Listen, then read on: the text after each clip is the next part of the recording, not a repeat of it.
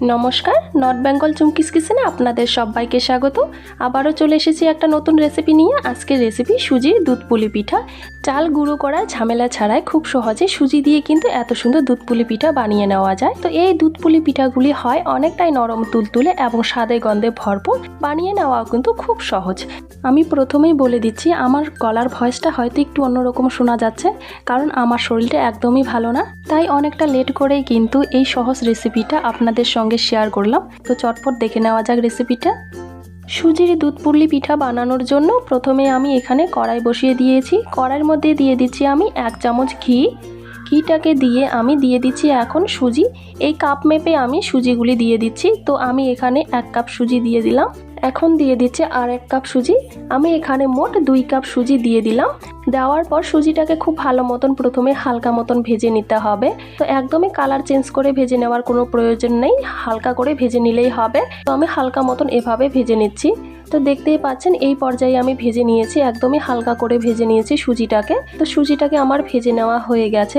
এখন আমি এখানে জল দেব। তো যেই কাপের পরিমাপে আমি সুজি দিয়েছি সেই কাপের পরিমাপে আমি জল দিয়ে দেব। তো জল এখানে দিয়েছি 1 গ্লাস। মোট এখানে জল কিন্তু আমি 4 কাপ নিয়েছি। তো 4 কাপ জলের পরিমাপ কিন্তু আমার 1 গ্লাস হয়েছে। তো আমি এখানে 1 গ্লাস জল দিয়ে দিলাম।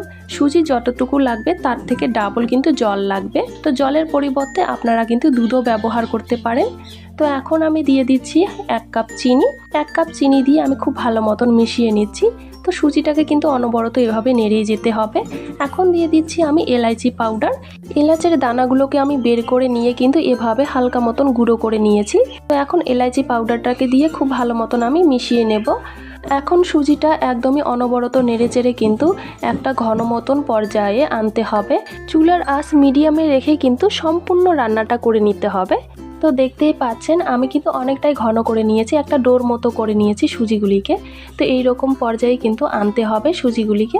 তো দেখো আমি শক্ত মতন এভাবে একটা ডোর মতন এনে নিয়েছি, এই পর্যায়ে এনেছি সুজিটা। এখন আমি নামিয়ে নেব। তো সুজিটাকে নামিয়ে আমি হাত ছুঁয়ে প্রথমে ঠান্ডা করে নিচ্ছি।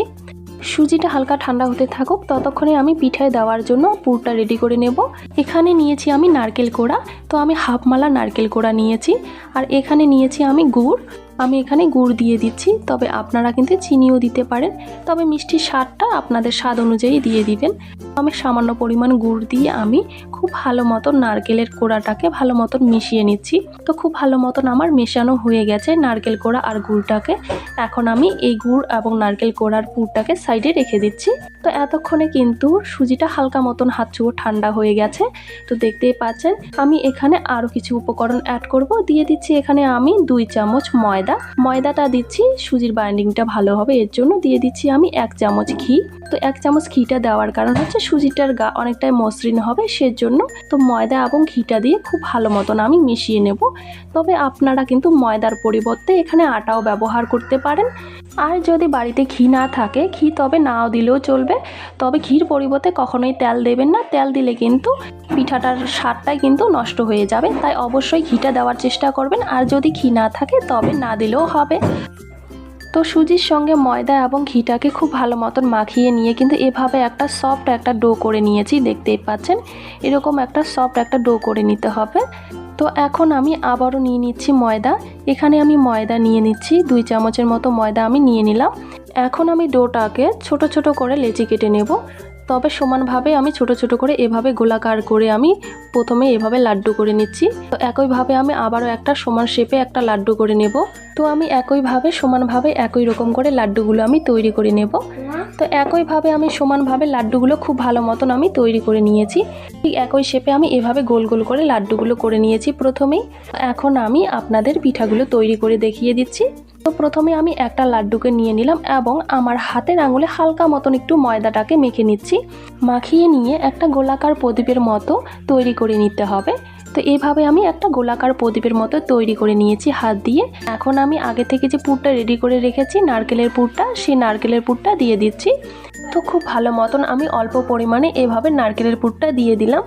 দিয়ে এখন আমি খুব ভালো মতন আমি পিঠার যে দুই সাইডটা আছে খুব ভালো মতন এভাবে জয়েন করে দিতে হবে যেন পুরটা না বেরিয়ে আসে। তো খুব ভালো মতন আমি দুই সাইডটা এভাবে পিঠার জয়েন করে দিয়েছি। তো দেখতেই পাচ্ছেন। তো আমি আবারও একটা আপনাদের করে দেখাচ্ছি। আবারও আমি আঙুলের ডগায় হালকা একটু ময়দা এভাবে মাখিয়ে নিলাম। নেওয়ার পর এভাবে আমি পিঠাটাকে প্রদীপের মতো করে গোল করে নিচ্ছি। ময়দাটা হাতে মাখিয়ে নিলে কি হয়, সুজিটা কিন্তু একদমই হাতে লাগে না আর খুব সুন্দরভাবে গোল হয়ে আসে। এর জন্যই ময়দাটা হালকাভাবে আমি মাখিয়ে নিলাম আঙুলের ডগায়। এখন আমি একইভাবে পুরটাকে দিয়ে খুব ভালো মতন আমি পিঠাটাকে এভাবে জয়েন করে নিচ্ছি দুই সাইডটা। তো খুব ভালো মতন এভাবে আমি জয়েন করে দিচ্ছি যেন পুরটা বেরিয়ে না আসে বাইরে। তো খুব ভালো মতন আমি এভাবে পিঠাগুলোকে তৈরি করে নেব একে একে। তো একে একে আমি সমস্ত পিঠাগুলিকে পুলিগুলিকে আমি তৈরি করে নিয়েছি। তো এখানে আমার মোট 18টি পিঠা রয়েছে। 2 কাপ সুজিতে কিন্তু 18টি পিঠা আমার তৈরি হয়েছে। এখন আমি আবারও কড়াই বসিয়ে দিয়েছি। কড়াইয়ের মধ্যে আমি দিয়ে দিচ্ছি দুধ। আমি এখানে 1/2 লিটার দুধ আমি নিয়েছি। আমি এখানে কিন্তু গরুর দুধ ব্যবহার করছি, তবে আপনারা কিন্তু প্যাকেটের লিকুইড দুধও দিতে পারেন। তবে দুধটাকে আমি প্রথমে খুব ভালো মতন জাল করে নেব। তো এখন আমি দিয়ে দিচ্ছি এলাইচি। এলাইচির মুখগুলো ফাটিয়ে নিয়ে আমি দিয়ে দিলাম। এখন দিয়ে দিচ্ছি আমি 1/2 কাপ চিনি। আপনারা চিনির পরিবর্তে কিন্তু গুঁড়ো দিতে পারেন। তো মিষ্টির স্বাদটা আপনাদের স্বাদ অনুযায়ী দিয়ে দিবেন। তো এখন আমি খুব ভালো মতন দুধটাকে ভালো মতন একটু জাল করে নেব। তো প্রথমেই আমি এভাবে অনবরত নেড়েচেড়ে জাল করে নিচ্ছি দুধটাকে। তো দেখতেই পাচ্ছেন দুধটা কিন্তু অনেকটাই বলক চলে এসেছে দুধে। এখন আমি খুব ভালো মতন এভাবে অনবরত নেড়ে চেড়ে 10 মিনিট খুব ভালো মতন আমি জাল করে নেব। তো যেহেতু আমি দুধের পরিমাণ এখানে 1/2 লিটার নিয়েছি, একটু কম নিয়েছি, তাই আমি বেশিক্ষণ জাল করব না দুধটাকে। এখন আমার জাল করা হয়ে গেছে। 10 মিনিট জাল করার পর আমি এখানে দিয়ে দিচ্ছি পুলি পিঠাগুলি। তো পুলি পিঠাগুলি আমি একে একে আমি দুধের শিরায় সমস্ত পুলি পিঠাগুলি দিয়ে দিচ্ছি। তো আমি সমস্ত পুলি পিঠাগুলোকে দিয়ে হালকা একটু নেড়ে নিচ্ছি। তো বেশিক্ষণ ফোটানোর প্রয়োজন নেই, যেহেতু সুজির পুলি পিঠাগুলি কিন্তু অনেকটাই নরম হয়। তো 1.5 থেকে 2 মিনিটের মতো ফোটালেই হয়ে যাবে।